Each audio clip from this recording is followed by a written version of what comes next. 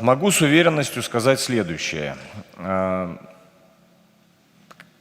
Приложением к соглашению, коим являются вот эти вот координаты, значит, данный проект поступил от российской стороны. По дипломатическим каналам проект поступил в Республику Абхазия на рассмотрение и был, соответственно, взят в работу.